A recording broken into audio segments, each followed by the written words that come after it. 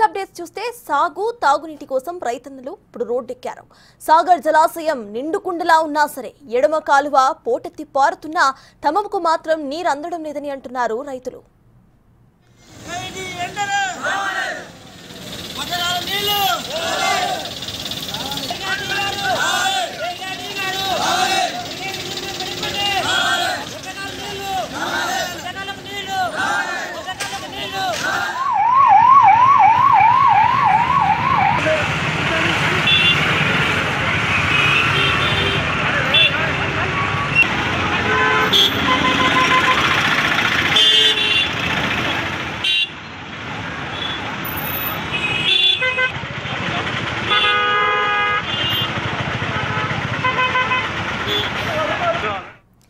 వరద కాలువ పరిధిలోని 8 గ్రామాలకు తక్షణమే సాగు తాగునీరు అందించాలని డిమాండ్ చేశారు వారు.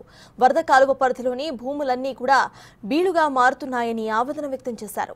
అధికారులు ప్రజాప్రతినిధులు స్పందించి సమస్యను పరిష్కరించాలని కోరుతున్నారు. రైతులు హైవేపై బైఠాయించడంతో నార్కట్పల్లి అద్దంకి రహదారిపై భారీగా ట్రాఫిక్ జామ్ అయింది. అధికారులతో మాట్లాడి సమస్య పరిష్కరించే కృషి చేస్తామని అన్నారు పోలీసులు. దీంతో రాస్తారోకోను విరమించారు.